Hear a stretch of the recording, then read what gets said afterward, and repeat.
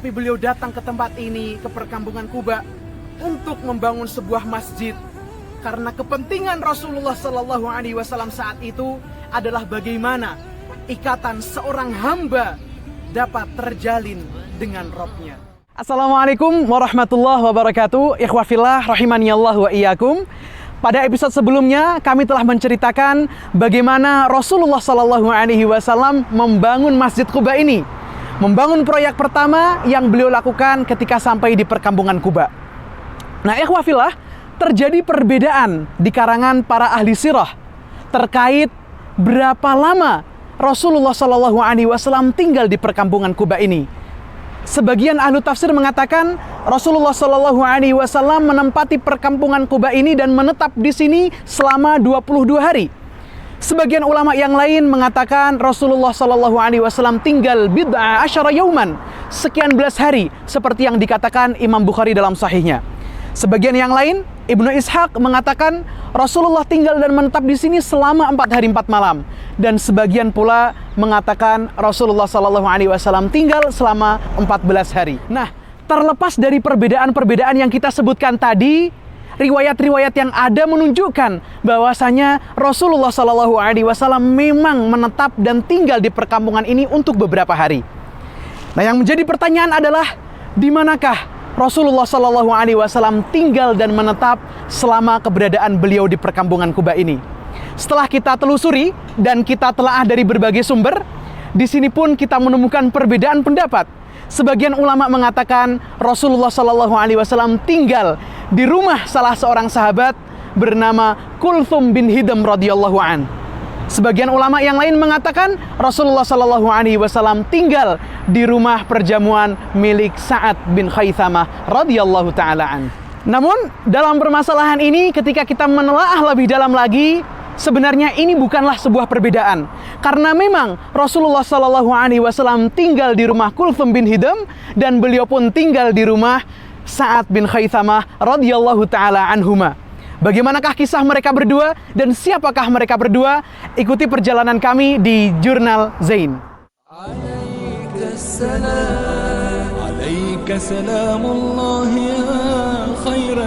Kulthum bin Hidam, Syekhu Bani Amr bin Auf wa Sayyidu Qaumih, pemimpin dan pembesar kaum Bani Amr bin Auf. Beliau adalah sahabat yang telah memeluk Islam, yang telah menerima risalah Islam sebelum kedatangan Rasulullah Sallallahu Alaihi Wasallam ke kota Madinah. Masya Allah, beliau dikenal sebagai lelaki yang amat saleh. Umur beliau sudah tidak muda lagi. Beliau adalah seorang yang sudah tua renta.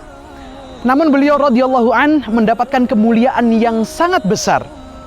Kenapa? Karena ketika Rasulullah Sallallahu Alaihi Wasallam tiba di perkampungan Quba ini, rumah beliaulah yang kemudian dijadikan rumah perjamuan Rasulullah Sallallahu Alaihi Wasallam.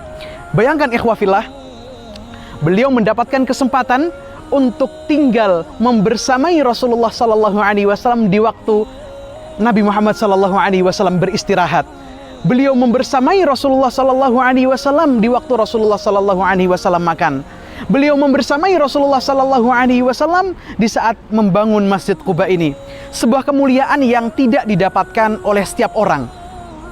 Tidak hanya itu, Kulthum bin Hidam radhiyallahu taala an juga mendapatkan kemuliaan yang lain. Di usianya yang sudah renta ini, Allah Subhanahu wa taala muliakannya dengan dijadikan mirbatnya. Mirbat kalau dalam bahasa Indonesia adalah lapangan atau tempat penjemuran kurma. Dijadikan mirbatnya sebagai tempat pembangunan pendirian Masjid Quba. Nah, Masya Allah, dikatakan dalam riwayat bahwasanya tidak lama setelah sampainya Rasulullah Sallallahu Alaihi Wasallam di jantung kota Madinah, beliau Kulthum bin Hidam radhiyallahu taala anhu pun meninggal. Dikatakan dalam riwayat yang lain, beberapa hari sebelum peperangan Badar beliau meninggal. Imam Ibnu Jarir At-Tabari rahimahullah mengatakan Kulthum bin Hidam awwalu man mata minal ansar. Kulthum bin Hidam adalah orang pertama, sahabat pertama dari kalangan Ansor yang meninggal dunia setelah Qudum atau setelah kedatangan Nabi Muhammad SAW ke jantung kota Madinah. Masya Allah, ikhwah fillah rahimani Allah wa iyyakum, sebuah keteladanan, sebuah contoh yang ditunjukkan oleh Kulthum bin Hidam radhiyallahu an. Beliau di usianya yang sudah renta, mendekati ajalnya, beliau tetap bisa menyibukkan dirinya dengan amal-amal yang saleh, dengan memuliakan Nabi Shallallahu Alaihi Wasallam. Dalam sebuah hadis yang diriwayatkan oleh sahabat Anas bin Malik radhiyallahu an, khadimur Rasulillah, beliau mengatakan, anna Nabi Shallallahu Alaihi Wasallam qala, Rasulullah Shallallahu Alaihi Wasallam bersabda, man yuridillahu bihi khairan ista'malah. Barang siapa yang Allah Subhanahu wa taala kehendaki kebaikan untuknya, ista'malah, Allah sibukkan dia. Para sahabat bertanya, kaifa yasta'miluhu ya Rasulullah? Bagaimana Allah menyibukkannya wahai Rasulullah? Beliau pun menjawab, yasta'miluhu wa yuwaffiquhu li'amalin salihin qabla mautih. Allah akan arahkan dia, Allah akan sibukkan dia untuk beramal saleh, mengerjakan amal yang saleh sebelum kematiannya. Nah, ikhwafillah rahimani Allah wa iyyakum, dari apa tadi yang telah kita saksikan, kisah Kulthum bin Hidam radhiyallahu an merupakan sebuah penggambaran atau pengaplikasian dari hadis tersebut, bahwasanya beliau ketika sebelum meninggal, Allah Subhanahu wa taala muliakan dan sibukkan dia dengan berbagai amal yang saleh. Semoga ini menjadi sebuah keteladanan yang bisa kita contoh dan bisa kita terapkan semuanya. Nah, ikhwafillah, tepat di belakang saya, ya, bangunan yang berada di belakang saya adalah bangunan yang dulunya merupakan museum kota Madinah, salah satu museum kota Madinah yang sekarang sedang dibugar.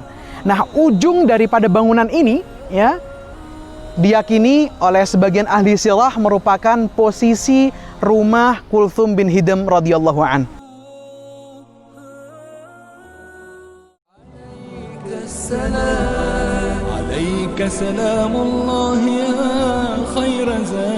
Nah, ketika kita berbicara tentang rumah perjamuan milik Kulthum bin Hidam radhiyallahu an, kita juga tidak bisa terlepas dari rumah perjamuan milik sahabat Sa'ad bin Khaythamah, yang posisinya juga tidak jauh dari rumah Kulthum bin Hidam. Tepatnya sekarang berada di bawah salah satu menara bagian barat Masjid Quba. Nah, ikhwafillah, inilah posisi dari rumah Sa'ad bin Khaythamah radhiyallahu taala anhu. Sa'ad bin Khaythamah, beliau adalah sahabat dari kalangan Ansar yang masih muda dan lajang.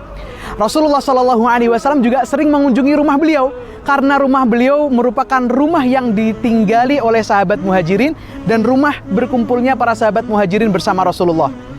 Di rumahnya pula Rasulullah Shallallahu Alaihi Wasallam menyambut para utusan-utusan, pemimpin-pemimpin yang datang dari bani-bani yang ada di kota Madinah ini. Menariknya, Sa'ad bin Khaythamah ini, beliau dan ayahnya Khaythamah merupakan sepasang ayah dan anak yang sama-sama memiliki cita-cita yang besar untuk mati di jalan Allah Subhanahu wa taala. Maka ketika Rasulullah sallallahu alaihi wasallam menyerukan panggilan untuk berperang, beliau dan ayahnya Khaythamah tidak ragu untuk membersamai Rasulullah sallallahu alaihi wasallam dan berada di barisan terdepan bersama Rasulullah sallallahu alaihi wasallam dalam peperangan-peperangan tersebut. Sehingga akhirnya Khaythamah pun gugur sebagai syahid dalam perang Badr, sedangkan Sa'ad bin Khaythamah gugur sebagai syahid dalam perang Uhud. Dan beliau termasuk syuhada Uhud, orang-orang yang mati, orang-orang yang syahid ketika perang Uhud.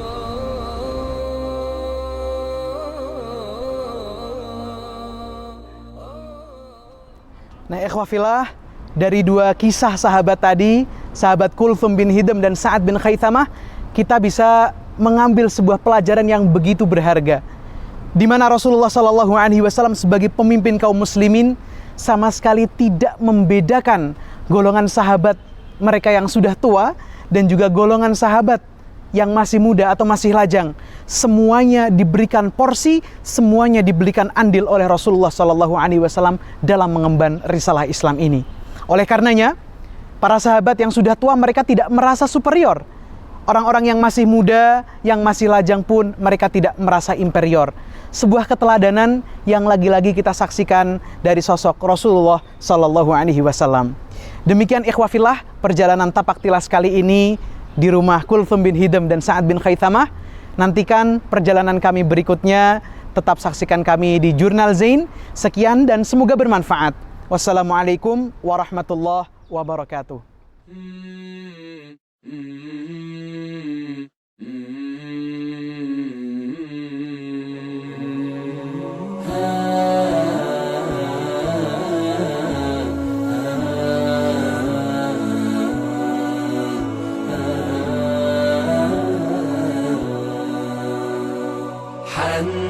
قلبي للمدينة لرسول الله، فاقتفى القلب حنينا طالبا لقياه. يا طيبة الأنوار لي شوق تبعت هداه، يا طيبة الأنوار لي شوق تبعت هداه، شوق تبعت هداه.